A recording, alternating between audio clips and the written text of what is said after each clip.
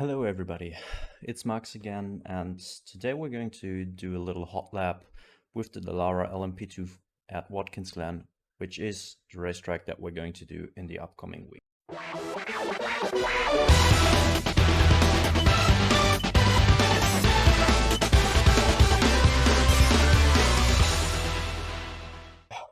As usual, I'm trying to give you an insight on my inputs that I do here from the chase cam and give you my thoughts that I do have.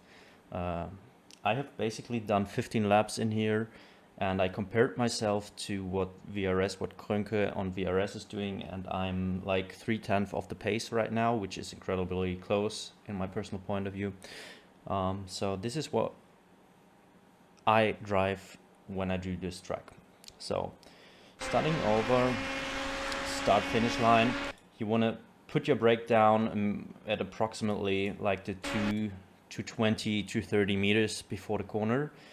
Shift all the way down into second gear. You see I hit the brakes pretty hard. By the way, I'm on Krönke's set from Virtual Racing School. The only thing I changed is brake bias, which I shifted more to the back. It's like 1%. And then I changed the pad size to medium pads because I do feel better with the medium pads over the high pads with the pedal settings that I do have. But this is totally personal. It can be totally different for any of you. So, as I said, 230, pretty hard braking in the first place. Very hard initial, like 90%, 85 to 90%, I'd say. Hit the brakes hard, but release them very, very fast. And also what is incredibly important here is to track out as far as you possibly can in any way.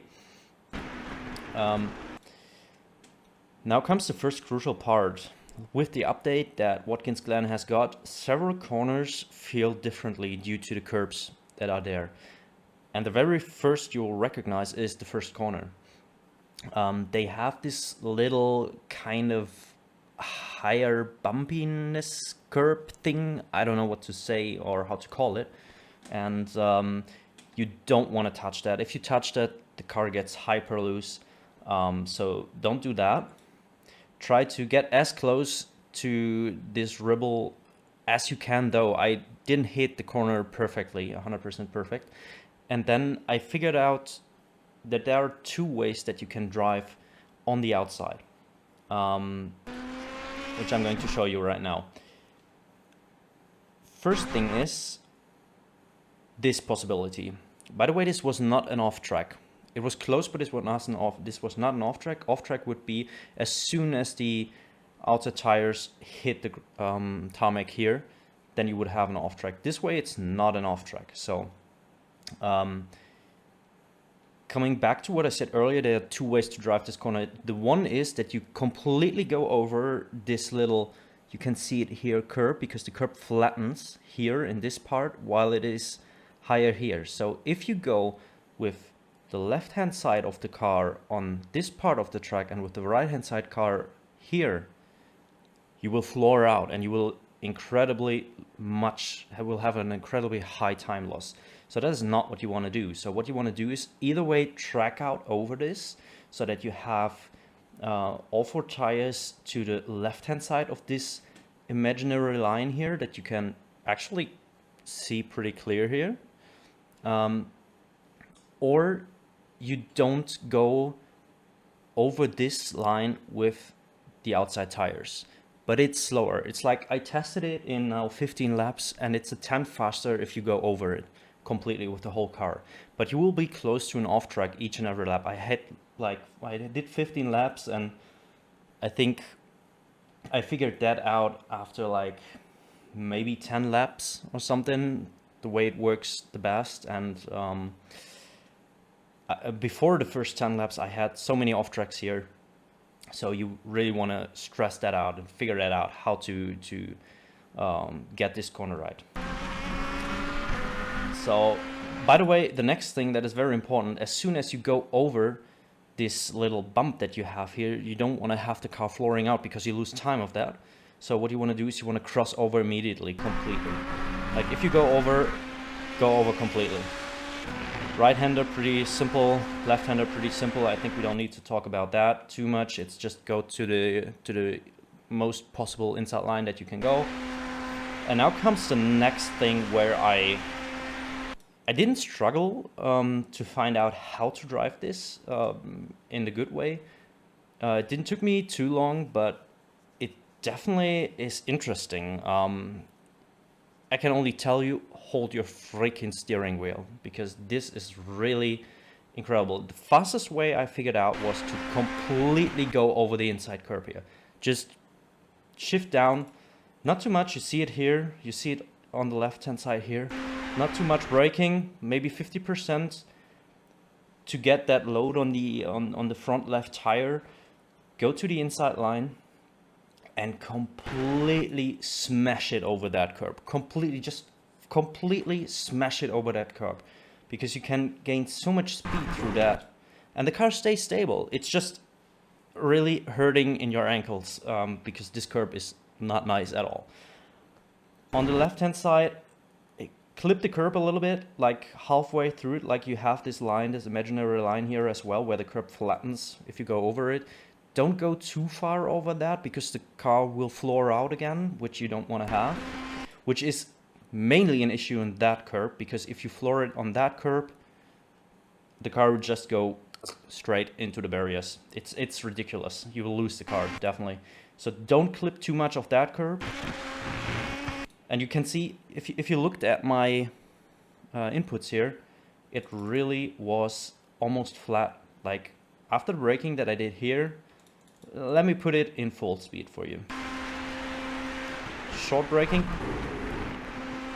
flat out, bang, incredible. The bus stop is incredible after the update with this car. It's so fucking fast. It's really fast.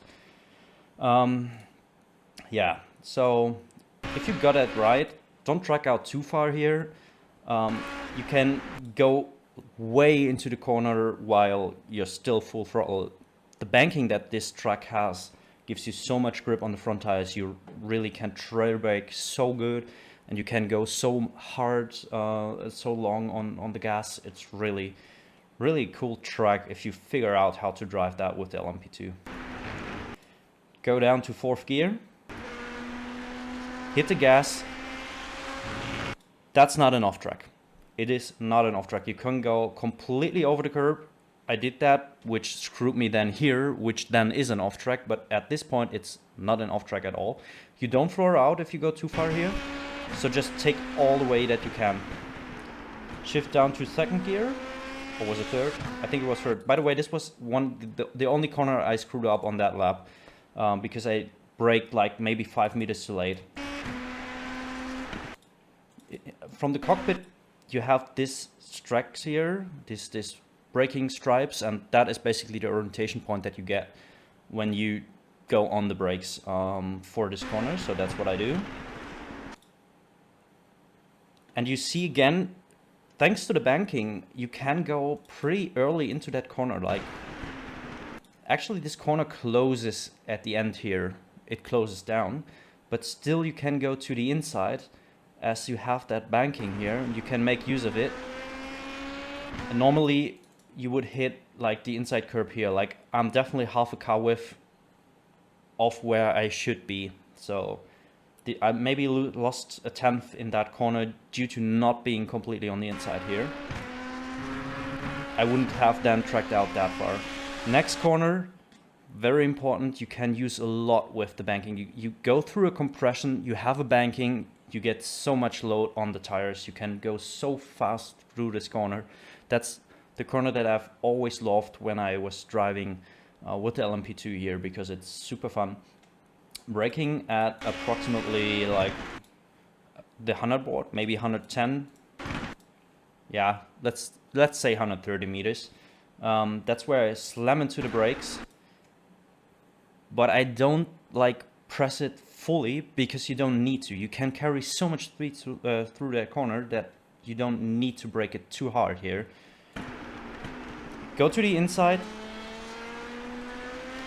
and if you're on the VRS setup, use the rotation the car has while you're on throttle. braking here, this corner after the update, by the way, is super tricky, I personally find. And I have found out that there are maybe 2 lines that both work well, and there's only 1 line that does not work too well. So the corner opens up a little, but the angle that you have with the car into the corner is super weird, I find. So you hit the brakes, you slam them, like you see here, I hit them at 85 to 90%, loosen the brakes softly, going into the corner, and that's the funny thing, all this outside here has tarmac now, and you can make use of that. So you overshoot the corner basically, you go way too fast in, and as there was gravel before the update, you couldn't do that. You would have to go slow into that corner, which is not something that we need to do right now. So we're trying to hit the curb as close as possible, still on the brakes. See, like I still hit like 15% brake pressure, release it, and immediately put the hammer down again to get the extra rotation onto the car. And this is actually one of the lines that work.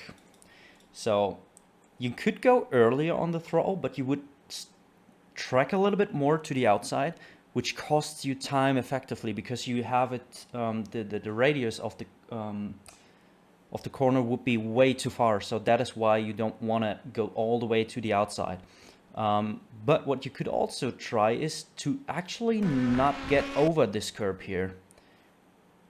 So that you stick like with those 2 tires on the inside of that would work.